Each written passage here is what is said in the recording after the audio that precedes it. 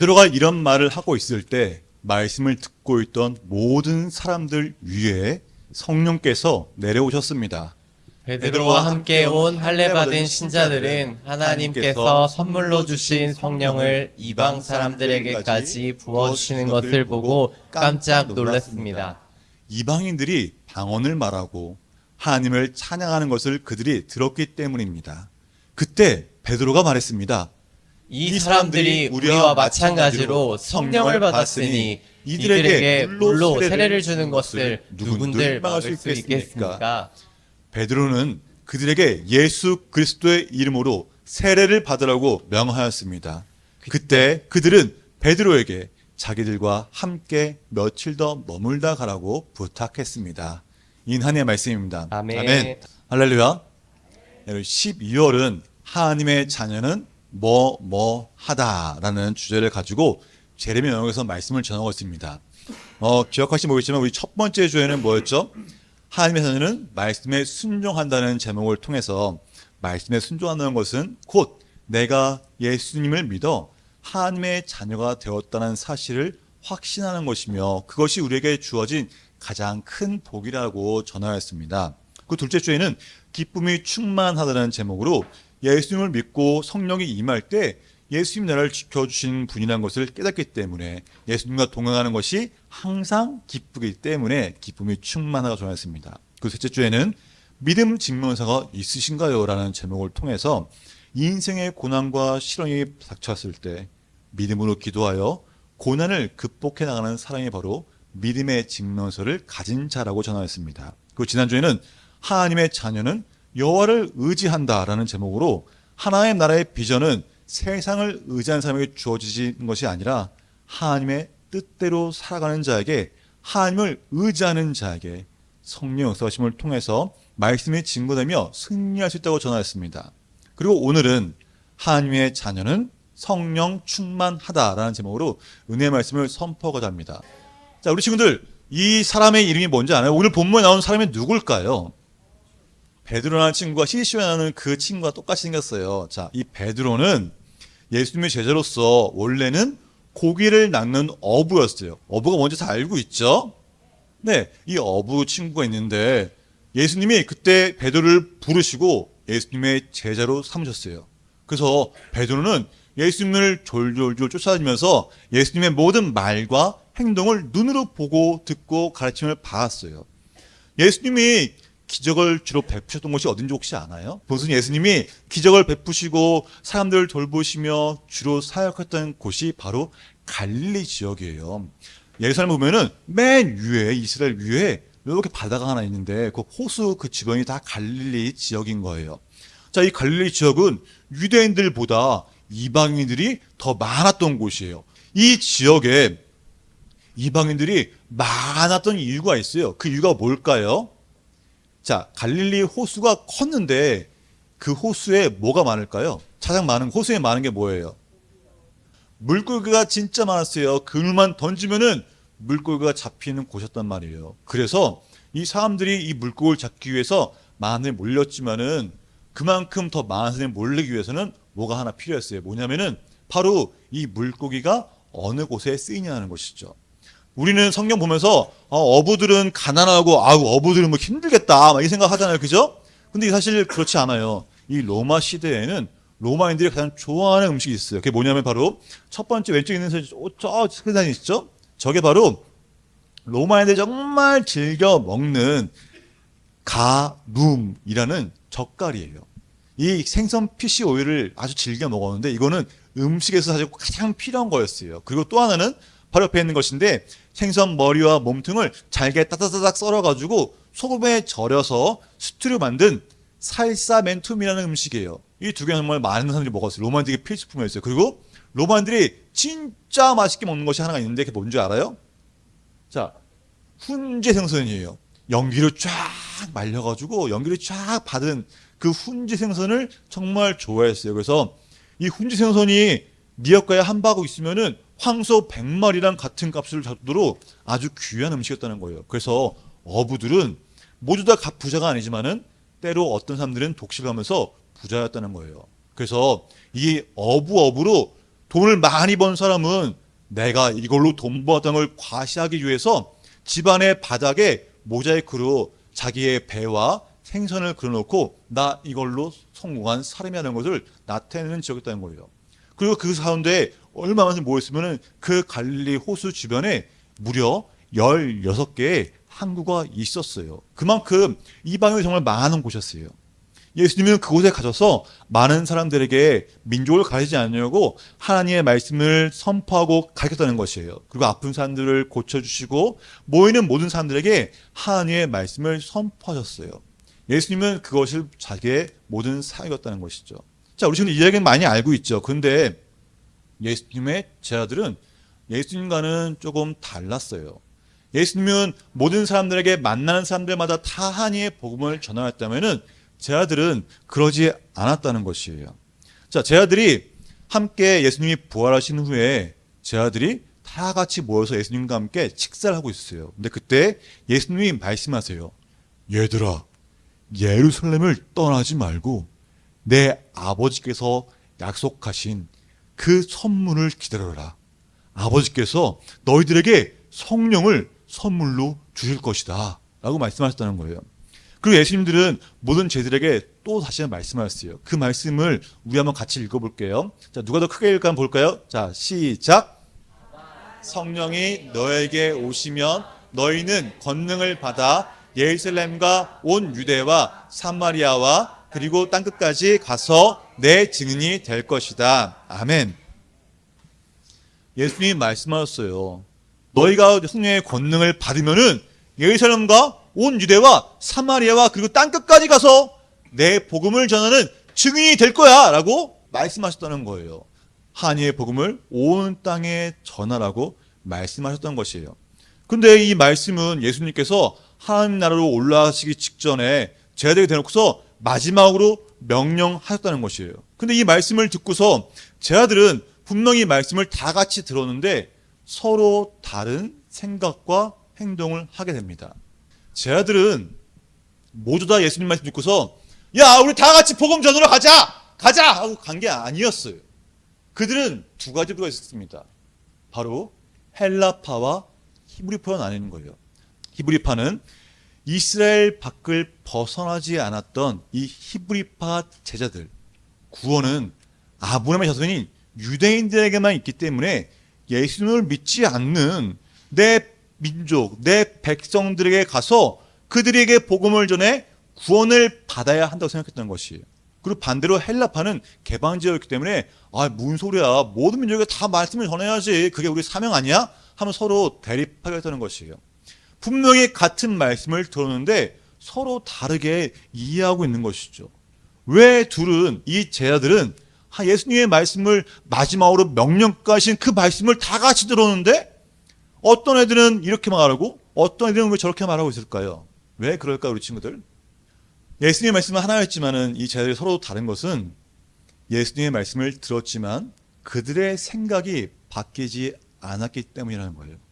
조금 더 우리 중학생 친구 수준에 맞게 말하면은 세계관 충돌이라는 것이에요. 어떤 세계관일까요?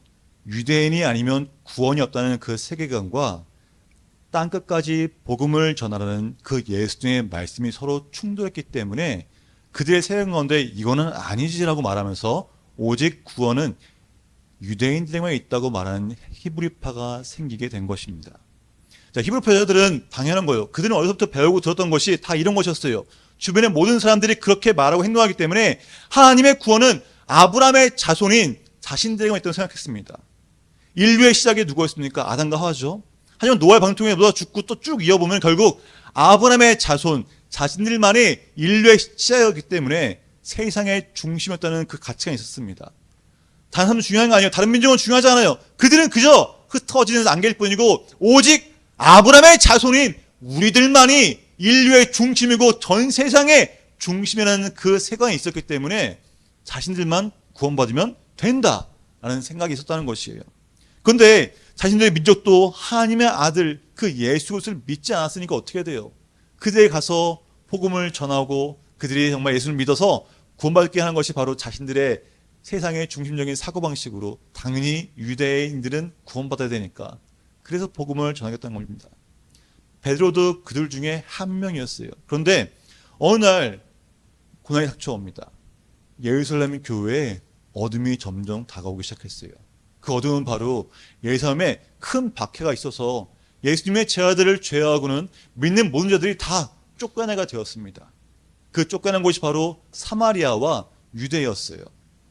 그곳에서 믿는 자들은 무엇을 했을까요? 아이고 주여 주여 이랬을까요? 아니라는 거죠. 믿는 자들이 그곳에 가서 예수님을 전하기 시작했어요. 예수님이 이런 분이셔, 예수님이 이런 사람이셔 하고 전하기 시작한 거예요. 왜요? 그들에게 예수님만이 삶의 전부였고 예수님만이 함께하는 것이 기쁨이었기 때문에 그들에게 복음을 전했던 것이에요. 그런데 그 전하는 가운데 정말 놀라운 일이 나타났습니다. 어떤 일일까요? 사도행전 8장 14절 기록되기를 예루살렘에 있는 사도들이 사마리아도 하나님의 말씀을 받았다는 걸 듣고 베드로와 요한을 보내며 나왔습니다. 여기서 중요한 것은 예루살렘에 있던 그 예수님의 제자들이 사마리아가 하나님의 말씀을 받았다고 이렇게 뜨는 거예요. 자, 이 유대인들은 사마리아인들을 봤을 때 친구, 민족 이러지 않았어요. 더러운 것도, 상종하지 마 이랬어요. 유대인 법에는 이방 민족과 이방인의 지배하는 것도 당연히 금지되어 있고요. 같이 식사를 하는 것도 금지되어 있었어요. 왜요? 그들과 함께하면은 자신들의 문화가 섞이기 때문에 싫었다는 것이에요. 밥을 먹더라도 아니 이 친구가 만든 반찬이 이게 소고기 돼지고기인지 어떻게 알아? 못 먹지. 안 먹었던 거예요. 그렇게 배척하며 싫어했던 그들이 갑자기 하나님의 복음을 받아들였다는 그 사실은 이 제자들에게 있어서 아주 놀라운 충격적인 사건이었다는 것이에요. 유대인들에게만 구원받았다고 했기 때문에 이 사마리아가 복음을 듣고서 구원받았다는 것은 제자들에게 정말 충격적인 사건이었습니다. 그래서 예루살렘 교회는 이 사마리아에게 베드로와 요한을 보내게 됩니다. 그리고 베드로와 요한은 그곳에서 세례를 베풀면서 주님의 복음을 전하게 되었습니다. 자, 그런데 이 베드로는 지금까지 갔을 때 사마리아와 유대까지는 가게 되었지만은 예수님이 말씀하신 땅끝까지는 가지 못했다는 것이에요. 왜 그럴까요? 자기 중심적이고 자기 가치관에 따라 살던 그들에게 있어서 이 이방인의 벽은 정말 높았기 때문입니다. 아까도 말했지만은 이 유대인이 이방 사람들과 만나고 대화한다는 것은 집에 찾아온다는 것은 유대법에 어긋나는 일이었습니다. 유대인 외에는 구원없다는 생각하고 있던 베드로가 하나님께 기도하던 중에 하나님께서 음식을 보여주시면서 너 이거 먹어라 말씀하셨을 때 베드로는 이거 어떻게 먹어요? 이거 법으로 금지한 거잖아요. 유대법에 어긋나도 어떻게 먹습니까? 그렇게 말합니다. 하지만 하나님은 그때 가운데 왜 네가 그걸 더럽다고 말하느냐? 하나님께 깨끗하게 하신 것을 속된 것이라고 하지 말라라고 말씀하시면서 베드로가 이런 생각이 잘못된 것이라고 하나님이 환상을 보여주세요. 그 기도하는 중에 환상을 보고서 베드로는 생각합니다. 이걸 나에게 왜 보였을까? 왜 이런 이해할 수 없는 걸 보였을까라고 보였을 때 그때 하나님께서 이 고넬료를 보내시고 고넬료를 통해서 하나님이 왜 그렇게 하신지를 알게 되었다는 것이에요. 그렇기 때문에 이 베드로는 고넬료 집에 모인 사람들에게 가서 복음을 전하게 된 것이 바로 오늘 이야기입니다.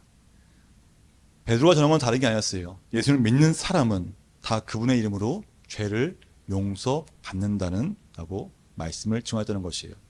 이 베드로가 그 고넬료 집에 가서 고넬료와 고넬료 집에 모인 사람들에게 이 복음을 전하던 중에 갑자기 성령이 내려오게 되었다는 것이에요. 베드로와 함께 모든 사람들이 다 놀랐습니다. 이방인들에게 성령을 주시는 그 하나님 역사를 보고서 너무 깜짝 놀란 거예요. 그렇게 그곳에 모든 사람들이 다 성령 받았다는 것을 보게 됩니다. 이 사건은 오순절에 믿는 자들이 모여서 정말 간구하며 성령 주세요 간구하며 그 기도하는 그것처럼 똑같이 그들에게 말씀을 전했을 때 성령이 임할 사람들이 방언을 하고 하나님을 찬양했다는 것입니다. 더 놀라운 건 뭔지 아십니까? 이 베드로가 예수님의 복음을 전하면서 끝까지 말 다 하지도 않았다는 거예요. 중간에 말하고 있는데 성령이 임했다는 것입니다. 그 말은 베드로가 정말 말을 유창하게 잘하거나 베드로가 막 정말 현란하게 유창한 사람 맞다는 것이 아니에요. 말하면서 중간에 났다는 것은 바로 하나님이 역사하시고 하나님이 행하셨다는 것입니다. 그래서 베드로가 말하는 거예요. 이들이 성령 받았는데 지금 물 새는 게 뭘 묻냐? 물 새를 줘라고 말하는 것입니다. 자, 우리 친구들도 고민하겠죠. 물 세례가 먼저입니까? 성령 세례가 먼저입니까? 말할 수 있어요. 근데 그건 순서가 중요한 게 아니에요. 예수님처럼 물 세례, 성령 받았지만 물 세례 받는 경우도 있고 또 이것처럼 성령 받고 물 세례 받는 경우가 있다는 거예요. 여기서 중요한 거는 세례가 뭐가 먼저냐가 중요한 게 아니라 성령 세례를 받았느냐 안 받느냐 이게 중요한 것입니다. 자, 베드로가 전한 이 복음은 정말 단순했습니다. 보니까 예수님은 하나님의 아들이셨으며 예수님이 죽으시고 부활했다는 사실과 살아있는 사람과 죽은 사람을 심판하시는 분이 바로 예수님이라는 것이었습니다. 그래서 예수님을 믿는 사람은 예수님의 이름으로 죄를 용서한다고 전했던 것이에요. 이 간단한 말씀을 전하는 중에 하나님의 역사심을 통해 성령이 임했다는 것입니다. 우리는 지금 복음을 전하기 위해서 어떻게 했습니까? 저도 그렇지만 복음을 전하기 위해서는 정말 많은 이야기를 해야 돼요. 많은 관계를 가지고 많은 생각을 해야 된다는 것이에요. 근데 이 베드로는 그러지 않았다는 것이에요. 가서 그냥 그 간단한 말을 전하는 중에 성령이 임했다는 것입니다. 어떻게 이런 일이 일어날 수 있을까요? 어떻게 이런 일이 나타날 수 있을까요? 그건 간단한 겁니다. 하나님은 이 베드로를 통해서 유대인과 사마리아뿐만 아니라 온 땅끝까지 복음을 전하는 계기로 삼으시길 원했다는 것입니다. 베드로는 기도하는 중에 성령의 인도심을 받았습니다. 베드로는 기도하는 중에 그 성령 받은 베드로가 기도하는 중에 있을 때 하나님 말씀하셨다는 것이에요. 성령 충만했기 때문에 그 하나님의 미세한 음성에 귀를 기울이게 됐고 그 말씀에 귀를 기울였기 때문에 행동할 수 있었습니다. 행동했기 때문에 그 역사가 일어났다는 것입니다. 이 베드로처럼 자신의 편견이나 유대인 세계관을 깨고 복음을 전하는 것이 쉽지는 않을 거예요. 우리도 항상 고정관념에 사로잡혀 있습니다. 우리도 안 그렇습니까? 우리 세계관이 있어요. 각자 서로 다른 세계관이 있습니다. 근데 그것이 부딪혔을 때 그 부딪히는 말씀을 따라가는 것이 아니라 뭘 따라가요? 내 세계관을 따라간다는 것입니다. 이제 큰딸이 컴퓨터를 이제 코딩을 하고 뭐 이것저것 한다고 그래요. 집에 컴퓨터가 없거든요. 그래서 그럼 컴퓨터 사줘야겠다. 사줘야지 하고 이제 컴퓨터를 검색해서 완제품을 사면 참 좋겠지만은 조금 더 싸게 살려고 어떻게든 싸게 살려고 견적을 뽑아가지고 부품을 샀습니다. 제가 조립을 좀 할 줄 알거든요. 뭐 컴퓨터가 이제 20년 넘었으니까 그래서 조립을 집에서 했어요. 여기서 집에서 하고서 윈도우 설치하고 야 이제 갖고 와서 보여주면은 애들이 우와 아빠 깜짝 놀라겠구나 기쁜 마음 들고 갔습니다. 모니터 연결하고 전을 연결하고 컴퓨터 켰어요. 어떻게 됐을까요? 모니터가 검해지는 거예요. 애들이 보다가도 우와 하다가 어떻게 돼요 반응이? 신문에 컴퓨터 딴 거 합니다. 자기 할 거 합니다. 저는 그때 등에 땀이 나기 시작하는 거예요. 이게 아닌데 왜 안 되지? 왜 안 되지? 왜 안 되지? 곰곰이 생각해 봤습니다. 어젯밤에 이 스위치가 뭘까? 이 남는 코드가 뭘까? 이 코드를 메인보드에 계속 꼽아봤어요. 한 3번 꼽았습니다. 그리고 컴퓨터를 켰죠. 그럼 이때 쇼크가 난 거구나. 이게 메인보드가 고장났구나. 혹시나 하는 생각에 앞집에 전화를 해서 그래픽카드를 빌려왔습니다. 그래픽 꽂아봤어요. 안 되는 거예요. 여전히 화면이 검은 겁니다. 여기에 전화를 해봅니다. 다 말하죠. 그거 에이스 받으러 가야 돼. 왜 그거 직접 했어? 돈 주고 그냥 전문가에 맡겨서 갖고 오지. 좀 아껴보려고. 알았어. 끊어. 다들 말합니다. 에이스 가야 한다고. 가라고. 그래서 서울 용산에 가야 되는 거예요. 그 상황에서 제 생각은 생각합니다. 사람들은 다 말해요. 가지고 가라. 가지고 가야 고친다. 에이스 받는다고 말합니다. 근데 제 생각에서는 분명히 됐는데 왜 사람들이 이렇게 안 할까? 뭐가 이상한 건가? 그리고 정말 간단하게 그냥 모니터 연결선을 이렇게 꼽던 것을 돌려서 이렇게 꼽았습니다. 어떻게 됐을까요? 됐다는 거예요. 아무런 이상 없이 잘 됐다는 겁니다. 바로 이게 세간의 가치 충돌입니다. 우리는 내가 생각하는 맞추고 하나님이 말씀하셨는데 그 말씀 가운데 고민하는 거 왜요? 다 사람들이 안 된다고 말하기 때문에 고민한다는 것입니다. 이건 아니야. 너 왜 그렇게 하라고 말하니까 고민하고 내 세계관은 이거였는데 이게 아닌가? 그것도 반대로 하나님 말씀하셨는데 나에게 분명히 말씀하시고 가라! 성령 여기셔서 가라! 네가 복음 전할 때 능력이 나타나고 말씀하셨는데 그 말씀 듣고서 주님 일단 그건 알겠는데 능력을 먼저 보여주세요. 은혜를 주시면 제가 가겠습니다라고 말한다는 것입니다. 그게 바로 가치관 충돌이라는 것입니다. 우리는 이 가치관 가운데 내 가치관을 내려놓고 온전히 주님의 가치관에 붙잡혀야 한다는 것입니다. 이 고넬료 사건을 통해서 이 안디옥 교회를 시작으로 이제 서방 세계로 나가서 온 땅에 땅끝까지 복음을 전하는 기회였다는 것입니다. 어떻게 해요?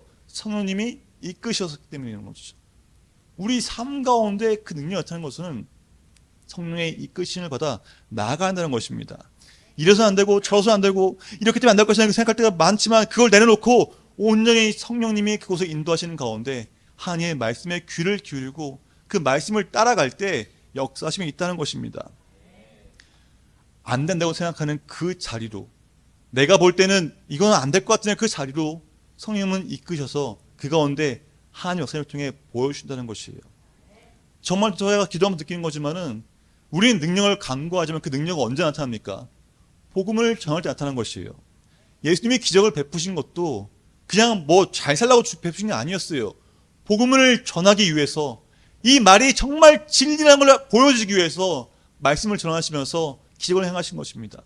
베드로가 사람을 살리고 베드로가 여기서 고치고 막 이런 것도 그냥 뭐 자기 능력이다 이거 한 게 아니라 하나님의 말씀을 전하면서 예수님 믿으라고, 예수님이 정말 주님이라고 그 전하면서 그 가운데 나타난 능력이라는 것입니다. 이 말씀도 똑같다는 거예요. 우리 친구들도, 우리 성도님들도 능력이 나타나기 위해서는 성령께 간구하는 것도 있지만은 그 성령의 인도하심을 따라 복음을 전할 때 능력이 나타나는 것입니다. 그게 바로 우리에게 주어진 삶이라는 것입니다. 하나님께서는 우리의 삶의 자리에서, 우리가 삶에 있는 이 자리에서 복음의 능력이 나타나기를 원하십니다. 그래서 그것을 부르신 것입니다. 바로 그게 삶의 열매잖아요. 이 삶의 열매를 맺는 삶을 살아야 한다는 것입니다. 이 삶의 열매를 통해 더욱더 하나님께 영광 돌리고 그 삶을 살아가기 위해서는 무엇보다 우리는 성령을 간구해야 하는 것이, 우리를 그 자리에 세우시고 부르신 것은 하나님의 말씀을 전하라고 말씀하시는 것입니다. 우리가 이 12월 동안 하나님의 자녀로서 무엇을 가져야하는지를 보았습니다. 다들 알겠지만은 무엇보다 이 말씀을 확신하는 것이, 예수님을 믿고 죄생을 받다는 그걸 아는 것이에요. 근데 예수님을 믿어 내 안에 성령이 임한다는 것을 확신하는 것입니다. 그래서 말씀에 순종하는 것이에요. 왜요? 하나님이 이렇게 말씀하셨잖아요. 간구하라고, 성령 받으라고 말씀하신다는 것입니다. 또한 이 말씀에 확신한 자가 예수님과 함께 동행하기 때문에 기쁨이 날로날로 충만한 겁니다. 기쁠 수밖에 없는 거예요. 왜요? 내 모든 문제를 예수님이 아시고 그 가운데 해결해 주시기 때문에 그 기쁨이 있다는 것입니다. 그것도 더 나가서 기쁨이 충만한 자의 기도로 승리하는 걸 통해서 믿음의 증명서를 가진 그리스도라는 걸 알게 되는 것입니다. 하나님의 자녀로서 삶의 열매를 맺기 위한 하나님의 비전은 오직 하나님을 의지하는 자에게 주어집니다. 그리고 오늘 말씀은 성령 충만한 자가 성령 인도하심을 통해 복음의 능력이 나타나는 것입니다. 여러분, 우리는 하나님의 자녀라면은, 내가 하나님의 자녀라면 이 땅 가운데 삶의 열매를 맺어야 돼요. 하나님을 예배하는 자로, 예배자로 하나님이 우리를 세우셨습니다. 하나님의 비전을 위해 하나님께서는 우리에게 성령 충만함을 주시고 또 능력의 기름 부음을 허락하십니다. 성령을 간구해서 성령 역사신 가운데 능력이 나타나는 삶을 되시기를 주님을 축복합니다.